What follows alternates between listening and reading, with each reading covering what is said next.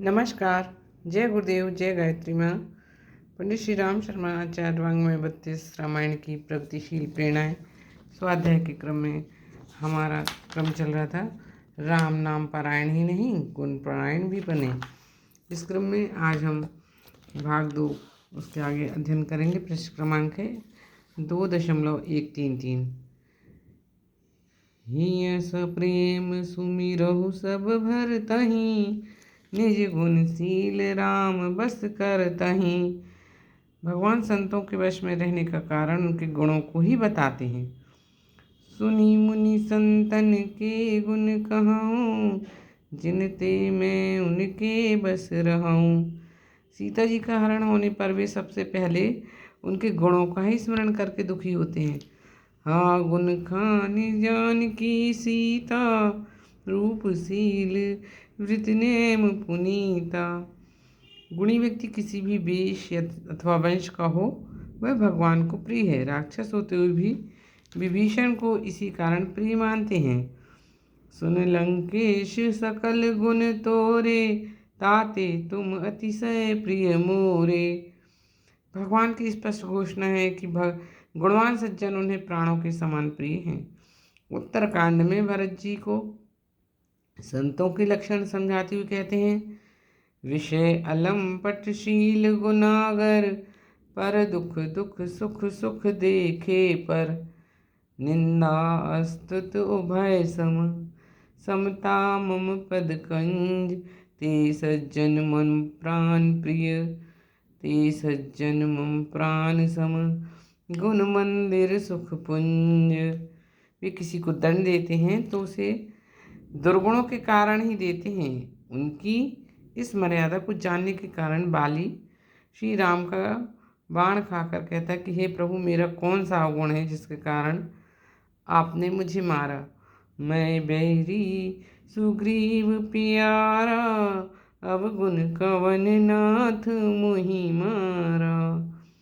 मानस में दुष्टों की भर्त्सना भी उनके अवगुणों के कारण से की गई है। उनके संबंध में कथन है, अवगुण सिंधु मंद मति कामी, वेद विदूषक पर धन स्वामी।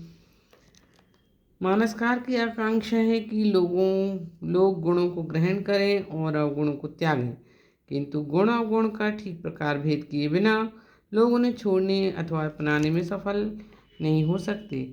इसलिए संतों तथा असंतों की विवेचना द्वारा उन्हें स्पष्ट करके वे अपना उद्देश्य स्पष्ट करते हुए लिखते हैं कि गुण दोषों का विवरण इसलिए प्रस्तुत किया है कि लोग उन्हें पहचान कर उनका संग्रह त्याग कर सकें।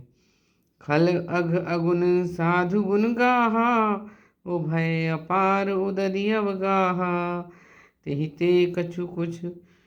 ते कछु गुण दोष बखाने, संग्रह त्याग न बिनु पहचाने।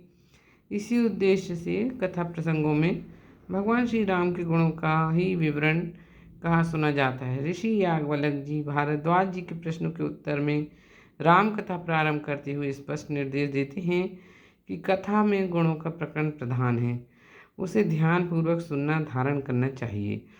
कहूँ राम गुण गाथ, भरद्वाज सादर सुनहूँ।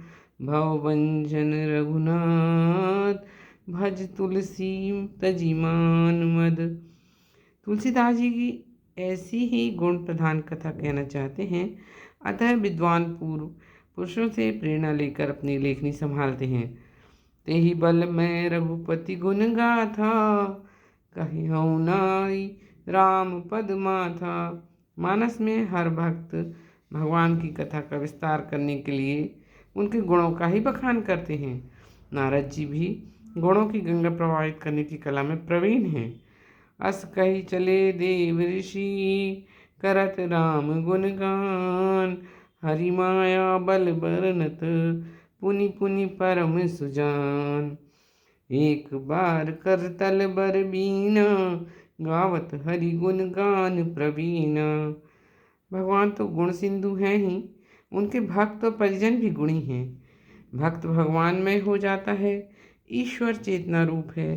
सच्चे भक्त में उसकी आभा सद्गुण एवं सत्प्रवृत्तियों के रूप में प्रस्फुटित हो उठती है।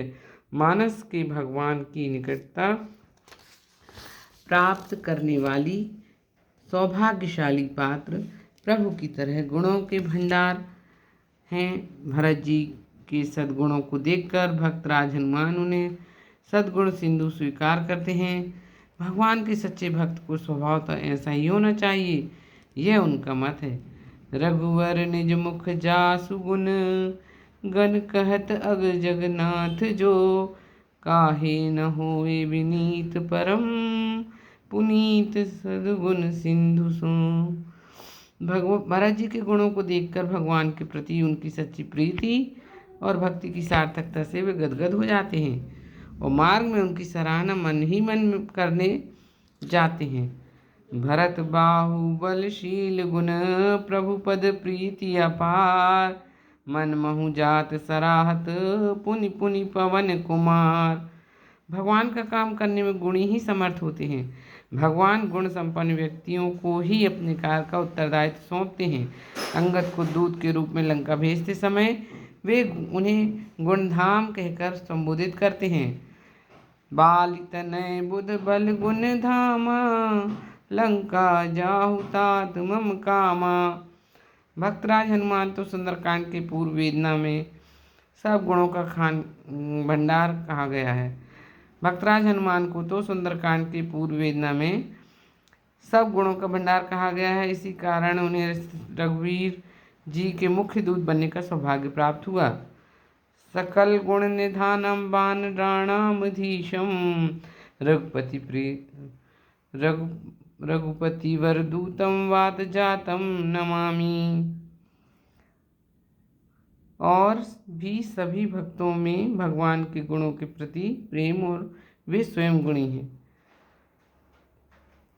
काकभूषण जी गरुड़ जी के द्वारा भगवान के गुणों से प्रेम किए जाने के कारण अपनी प्रसन्नता व्यक्त करते हैं। राम कृपा भाजन तुम ताता, हरि गुण प्रीति मोहि सुख दाता। गुणों से प्रेम करने के कारण गरुड़ जी भगवान के भी गुण राशि हो गए और भगवान के सानिध्य के अधिकारी बने। गरुड़ महाज्ञानी गुण राशि, हरि सेवक अति निकट निवासी। काकभूषण जी के बारे में पार्वती जी का भी ऐसा ही मत है। वे उन्हें गुणागार मानती हैं। नाम परायण ज्ञान रत, गुनागार मति धीर, नाथ कहो के ही कारण, पायऊ काक शरीर। मानस में भक्त भी भगवान की तरह गुणयुक्त हैं। इसका कारण यह है कि वे ध्यान और चिंतन उनके गुणों का ही करते हैं। चिंतन का प्रभाव यही होता है कि जिस प्रकार का चिंतन मनुष्य का चलता रहता है, उसी प्रकार की उसकी प्रवृत्तियाँ बनती जाती हैं।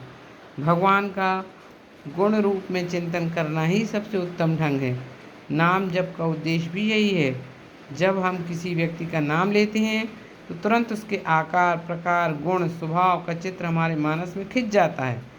भगवान के संबंध में हमारी जैसी मान्यता होगी, उसके नाम स्मरण के साथ वैसी ही मानसिक प्रतिक्रिया होनी स्वाभाविक है। इसीलिए रामचरितमानस में सभी प्रियजन, परिजन, भक्त आदि श्री राम के गुणों का स्मरण करते हुए मिलते हैं। अशोक वाटिका में राक्षसियों से घिरी सीता जी अपने हृदय में प्रभु के गुणों का जप ही करती रहती हैं। कृष्ण तन शीथ जटा एक बैनी, जपति हृदय रघुपति गुण श्रेणी।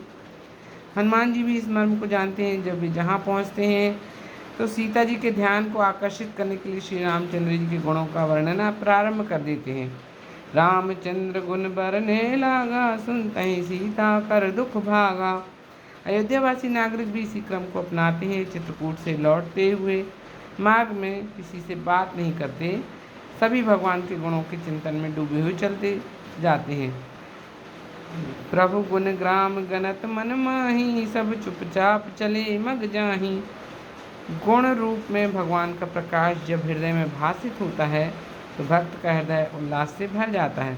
श्री काकभूषण जी भगवान के गुणों का ही स्मरण किया करते हैं और इसलिए उनके मन में उल्लास की तरंगें उठती रहती हैं।